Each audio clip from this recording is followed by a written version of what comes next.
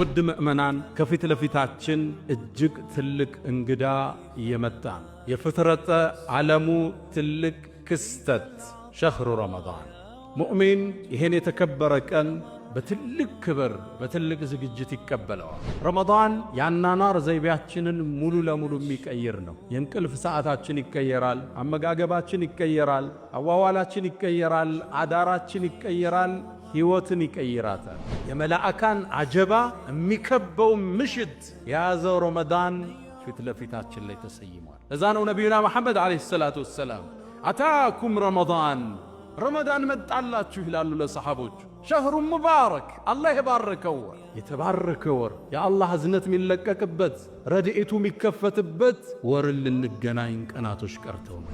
ጾም ሁሉም ትውልድ ላይ ተደንግጓል፣ እኛም ጋር እንደተደነገገ። የኛው ግን ገራገር ነው። አላህ ነቢዩን እዝነት አድርጎ ልኳቸዋልና ረመዳን ውስጥ ገባህ ማለት ደረጃህ የሚደርስበት ነሳኢሙ ረሐማት አታኩም ረመዳን መጣላችሁ ይላሉ ነቢዩ ሰለላሁ ዐለይሂ ወሰለም። ይሄን ደረጃ ስለሚያውቁ ነው ቀደምቶቹ 6 ወር አድርሰን የሚሉት። አላህ የረመዳን ደረጃ ሲባል ትልቅ ቁም ነገር፣ ነፍሶች የሚዘጋጁለትን፣ የሥራ ፕሮግራሞቻችን የምንቀንስበትን፣ የበለጠ የነፍስ ነጻ ላይ የምናተኩርበትን፣ የምግብ ፍላጎታችን የምንገታበትን፣ ከጾም በኋላ ተራዊ ተሐጁድ፣ ከተሐጁድ በኋላ ቁርአን አላህ ጋር የምንተዋወቅበት ወር ነው። ለዓለኩም ተተቁን። ረመዳንን አግኝቶ ፈለም ዩግፈር ለህ ፈዐብዐደሁ ላህ። ረመዳንን አግኝቶ ያልተማረ አላህ ከዝነቱ ያርቀዋለኝ። አሚን። ይህ ጸጋ መጦለት የሰማይ በር ተከፍተው የጀነት በር ተከፍተው መላእካን እየዘነቡ በዚህ ወር ውስጥ ለምህረት ያልተዘጋጀ ከዝነቱ ያርቀዋለኝ። አሚን አልኩት።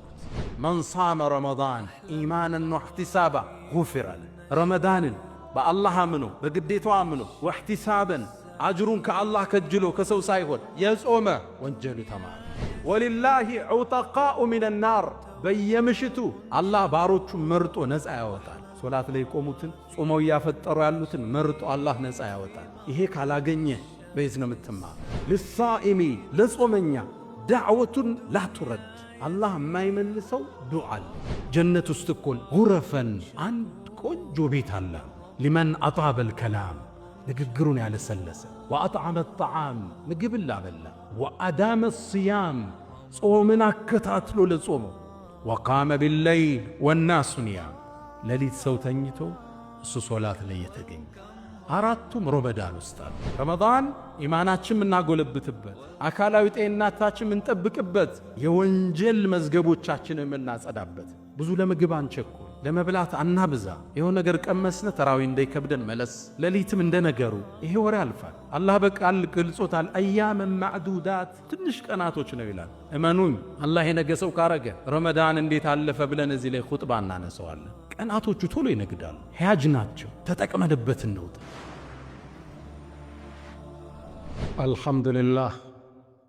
አልሐምዱሊላህ አለዚ የተፈضሉ ዐላ ዒባዲሂ ቢመዋሲም አልኸይራት ወየፍተሑ ዐለይሂም አብዋበ አርረሕማት ወየንሹሩ ዐለይሂም ነሳኢመ አልበረካት። አልሐምዱሊላህ አለዚ አንሸአ ወበረአ ወኸለቀ አልማአ ወተራ وأبدع كل شيء وذرى لا يغيب عن بصره دبيب النمل في الليل إذا سرى الرحمن على العرش استوى له ما في السماوات وما في الأرض وما بينهما وما تحت الثرى وإن تجهر بالقول فإنه يعلم السر وأخفى وما في الخاطر جرى خلق آدم بيديه فجعله أبا موقرا وبعث نوحا فصنع الفلك بأمر الله جرى ونجى الخليل من النار فصار حرها بردا وسلاما عليه فاعتبروا بما جرى وكلم موسى وآتاه آيات ناسعات لذي البصيرة بوضوح يرى وأيد عيسى بمعجزات ظاهرة والآيات الباهرة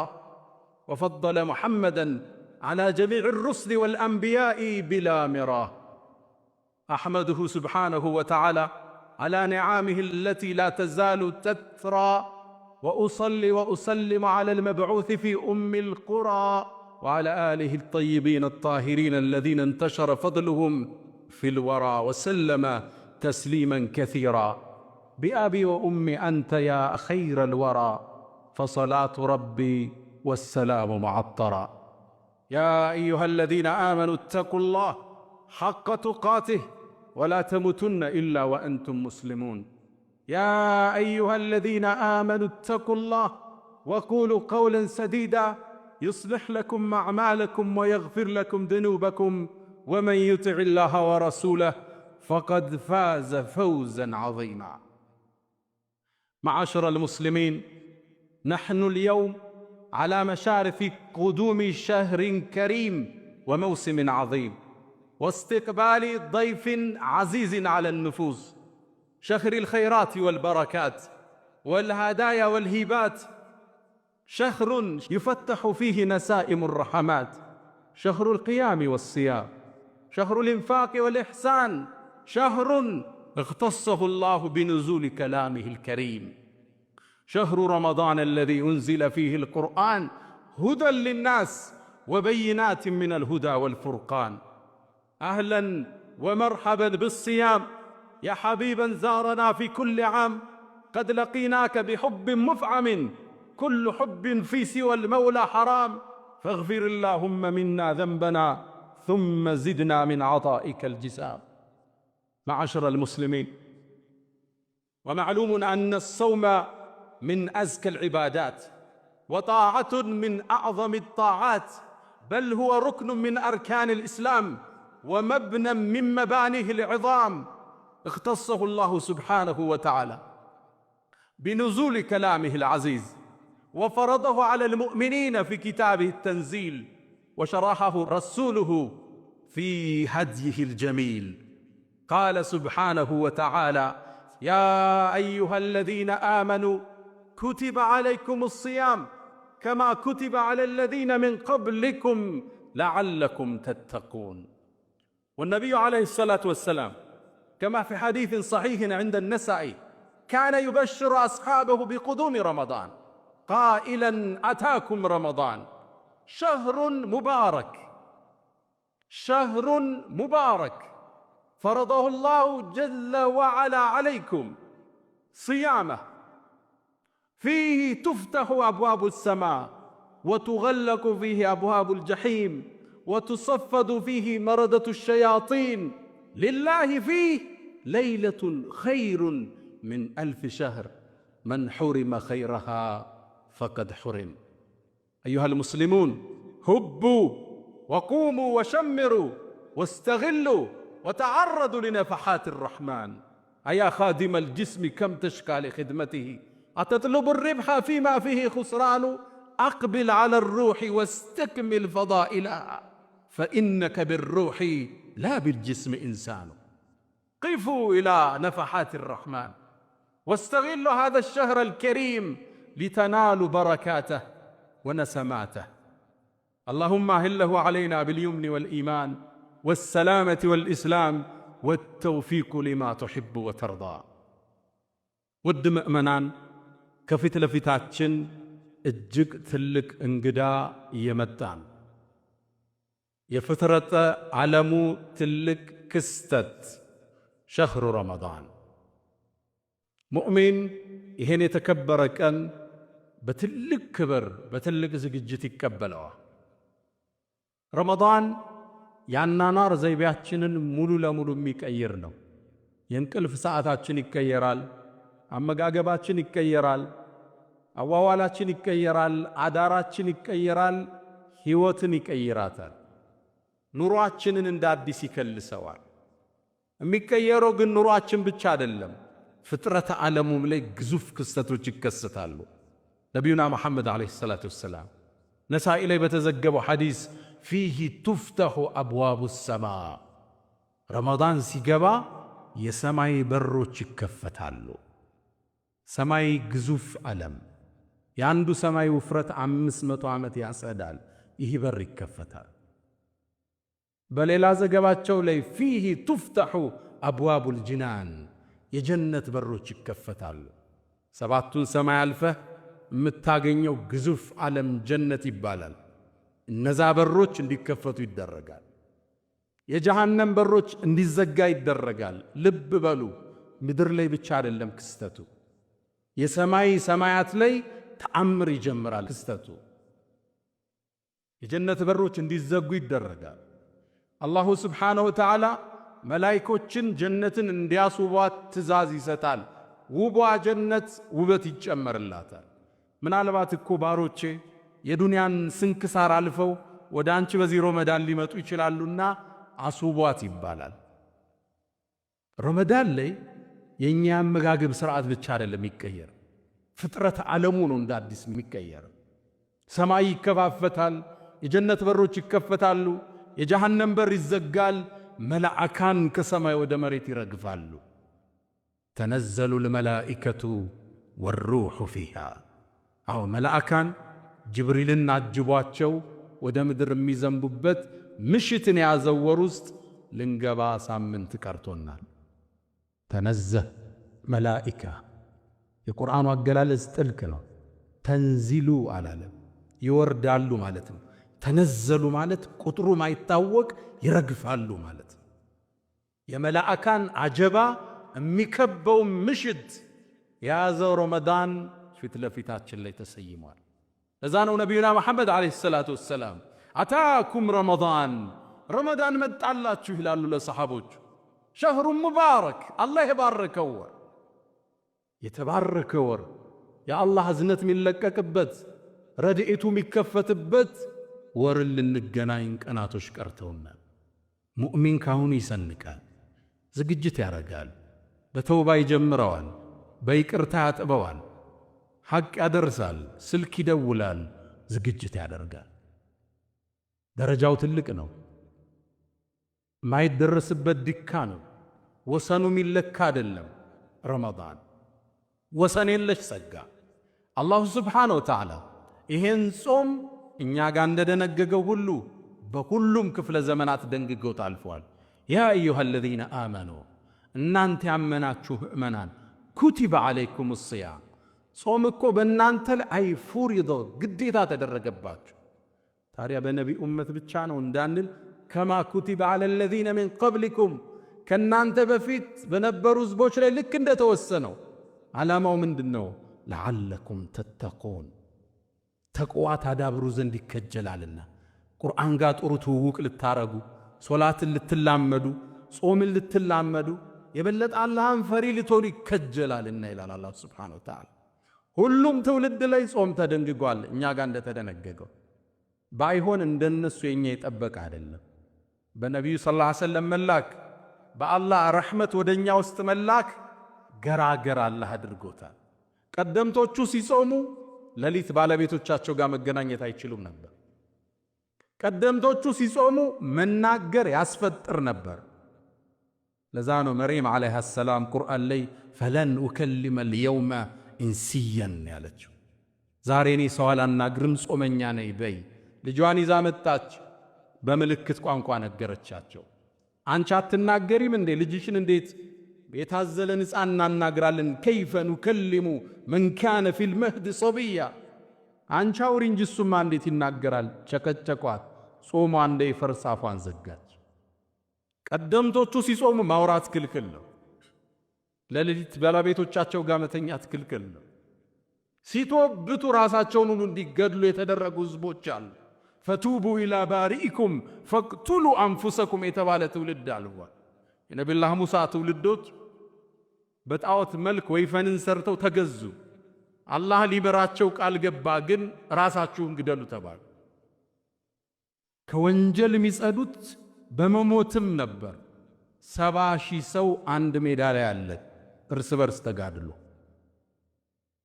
እኛ ጋር ግን ራስ አንገልም፣ የነፍስ አባትም አያስፈልገን። አላህ ጋር ብቻ እንመሳጠራለን በር ዘግተን። ወከፍቱ ቢባቢከ ያ ዘል መሊክ ወከፍቱ ቢባቢከ ወልሙልኩ ለክ ማ ኻበ ያ ረቢ መን አመለክ። ጾም ሁሉም ትውልድ ላይ ተደንግጓል፣ እኛም ጋር እንደተደነገገው። የኛው ግን ገራገር ነው።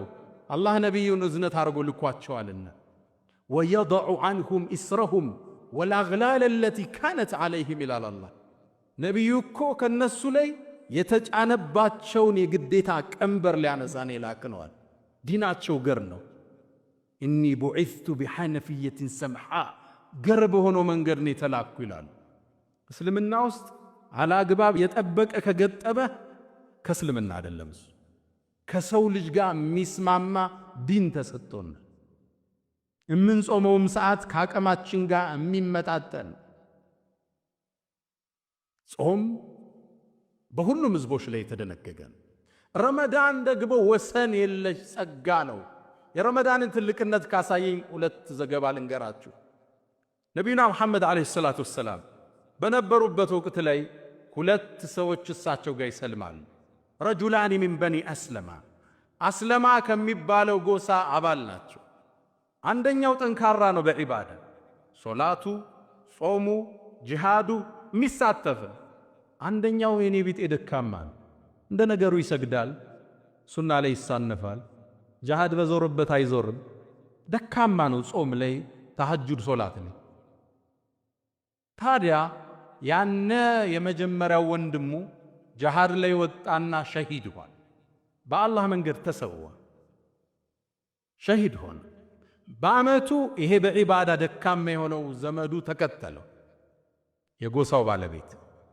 ታዲያ በአንድ ቀን ላይ ወይ በአንድ ምሽት ላይ ጠልሐት ብን ዑበይድላህ ከአስሩ ጀነት ከተበሰሩት አንዱ የሆነው ሰሓባ ህልም አየ። ያየው ህልም አስደነገጠው። ወደ ጀነት ሰዎች ሲጠሩ ነው በህልሙ ያየው።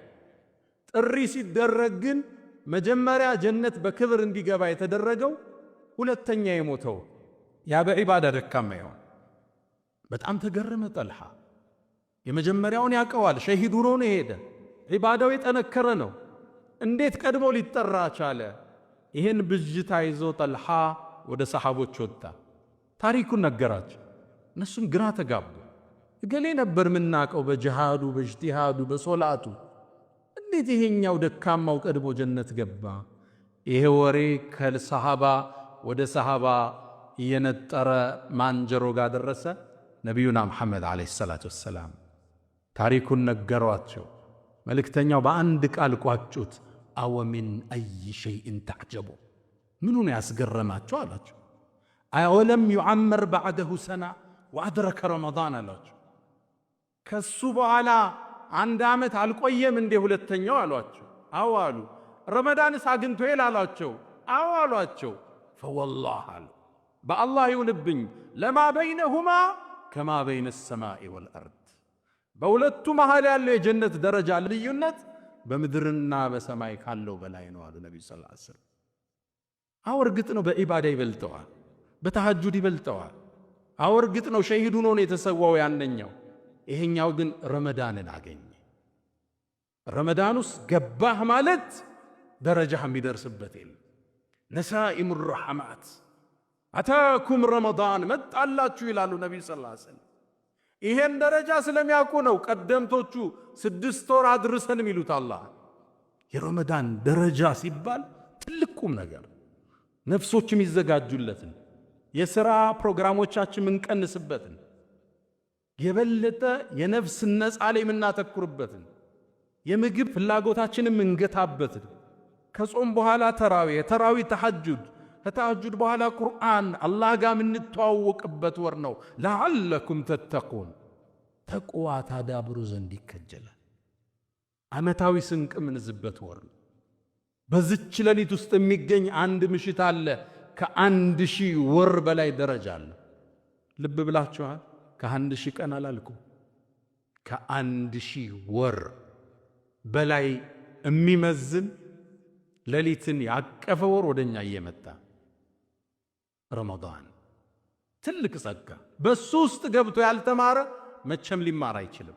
ነቢዩና መሐመድ ዓለይሂ ሰላቱ ወሰላም አንዴ ሚንበር እየወጡ 3 ጊዜ አሚን አሉ።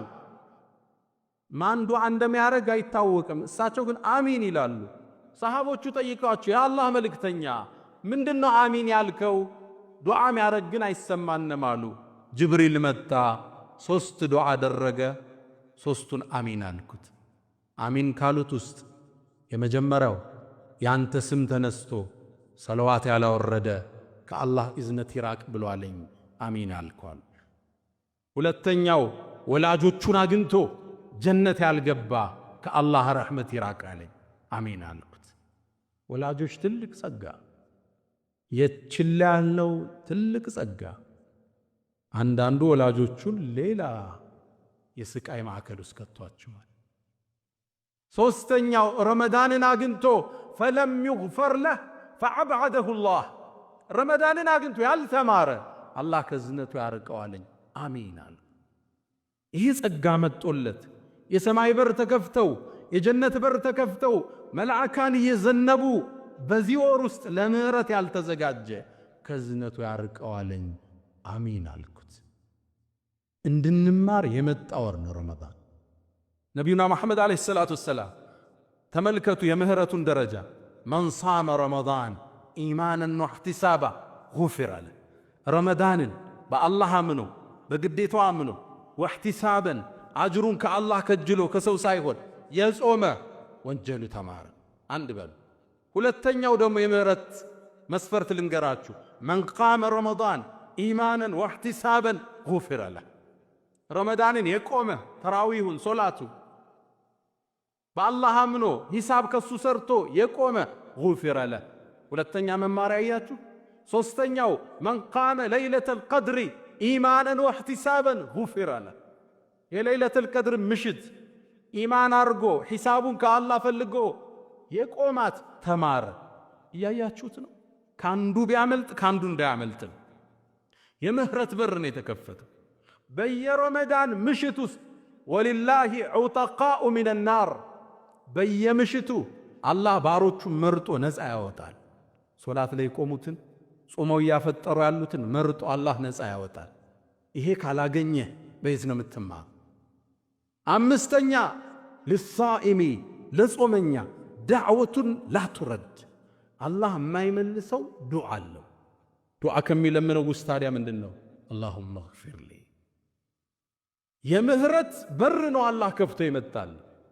ወንጀልህን ቆጥረህ ስተትህን መዝነህ ወንጀልህን ይቅርታ የምትጠይቅበት ትልቅ ወር፣ የከፍታ ወር፣ ወሰን የለሽ ጸጋ። እሱን አገኘህ ማለት ካንተ የሚደርስ የለም። ነቢዩና መሐመድ ዓለይሂ ሰላቱ ወሰላም ኢነ ፊል ጀነቲ ጀነት ውስጥ እኮን ጉረፈን አንድ ቆንጆ ቤት አለ ከርቀት የሚታይ ዩራ ባጢኑሃ ሚን ዛሂሪሃ ወዛሂሩሃ ሚን ባጢኒሃ። ከውጭ ውስጡ የሚታይ ከውስጥ ውጩ የሚታይ። እንዴት ነው? አላህ ብቻ ነው የሚያውቀው። በጣም ውብ የሆነ ማራኪ የሆነ የሚያምር ሰገነት አለ። ለማን ነው አላቸው አቡ ማሊክ አልአሽዓሪ ሰሐባው ጉጋ። ማራኪ ቤት ነው የተነገረው፣ ሰገነት ነው የተነገረው። የአላህ መልእክተኛ ይህ ለማን ነው አላቸው። ቃል ሊመን አጣበል ከላም። ንግግሩን ለስላሳ ላረግ። አንዳንዱ ጠንከር ያለ ቃል በመናገር የሚከበር ይመስለዋል። ስብር ነው ሰው ጋር ስትገናኝ፣ ልስልስ ነው፣ ውድቅ ነው። ሊመን አጣበል ከላም ንግግሩን ያለሰለሰ። ወአጥዓመ ጣዓም ምግብን ላበላ። ወአዳመ ስያም ጾምን አከታትሎ ለጾመው። ረመዳን ይጨርሳል፣ ሲታ ሚን ሸዋል ይጨምርበታል። ወቃመ ቢለይል ወናሱ ኒያም ሌሊት ሰው ተኝቶ እሱ ሶላት ላይ የተገኘ። አራቱም ረመዳን ውስጥ አለ። ሰው ማብላት ማስፈጠር አለ፣ ሌሊት ተሐጁድ መስገድ አለ። መጥፎ አትናገር ተብለሃል፣ ንግግርህ ለስላሳ ነው። ጾም ላይ ነህ፣ በየቀኑ እያከታተልክ እየጾምክ ነው። ያን ውብ ጀነት የምንሸለምበት ማዕድ ፊት ለፊታችን ላይ አለ። ወደ አላህ እንመለስ፣ ምህራቱን ጠይቀው። ፈስተግፊሩህ ፈጡባ ሊልሙስተግፊሪን።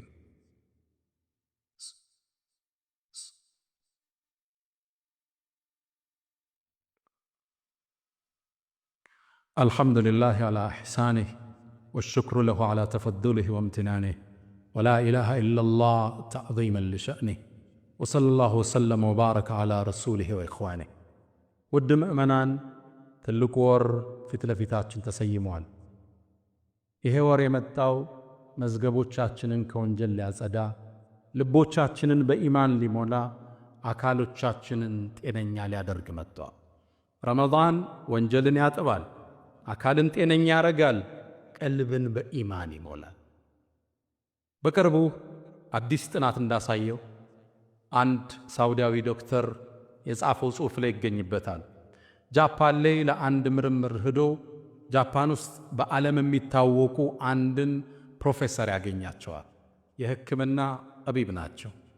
ግለሰቡ ጋር ስለ ሕክምና ሳይንስ በርካታ ነገሮችን ሲወያዩ ቆዩና ፕሮፌሰሩ አንድ ቃል አሉት። እንዴት ነው እንዲህ ጤነኛ የሆንከው? ዕድሜህ እዚህ ደርሶ አላቸው። እርሳቸውም የጤንነት ምስጢራቸውን ነገሩት። እሳቸውም ምን አሉ? አንደኛ በዓመት ውስጥ ለ30 ቀን እጾማለሁ አሉት። በዓመት ውስጥ ለ30 ቀን፣ በየወሩ ደግሞ ለ3 ቀን እጾማለሁ አሉት።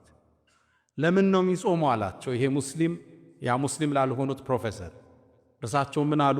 ሰውነታችን ዓመታት ሲመገብ ይቆይና 365 ቀን ሲበላ አካሉ ላይ የሚቀሩ ቅሬቶች አላስፈላጊ ጎጂ ነገሮች አሉ። በስብ መልክ በተለያየ መልክ አካል ላይ ተለጣጥፈው ይቀመጣል። በዓመት 30 ቀን ስጾምበት እነዛ ተበትነው እንዲጠፉ ያደርጋቸዋል አለ። በወር 3 ቀን ለምን የሚጾመው አላቸው።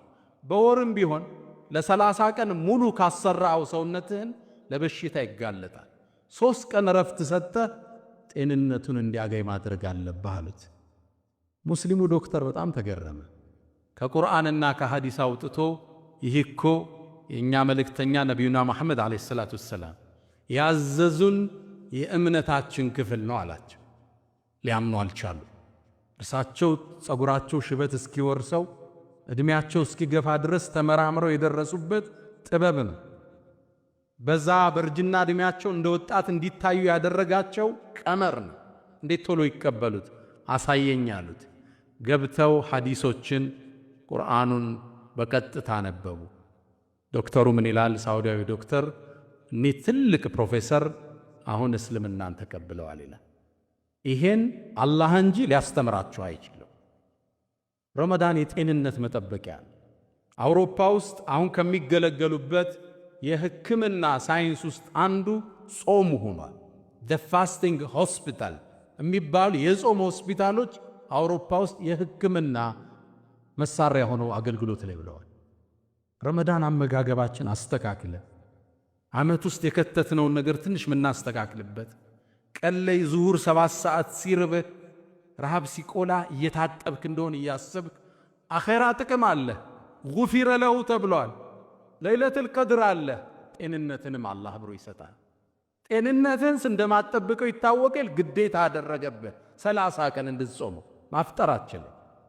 አላህ አስገድዶ ያጥባሃል፣ ጤንነትህን ያስተካክልሃል።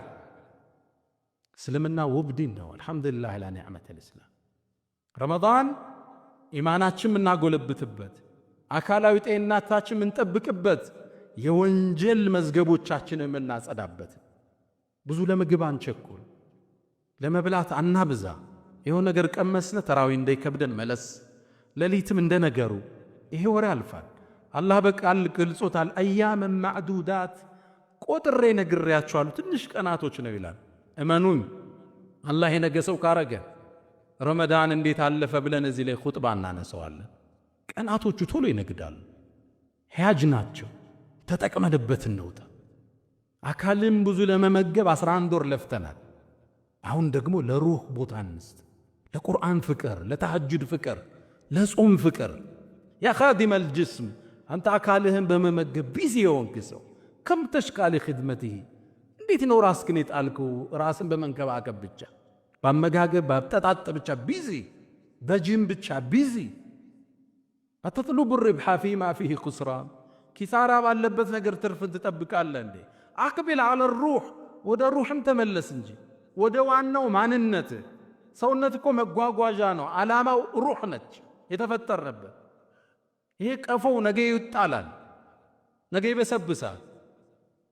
እሷን ሊያደርስ እሷን ሊሸከም ነው አካል የመጣው። ልክ እንደ ልብስ ውሰደው እንደምታወልቀው ነገ አካልህን ታወልቀዋለህ።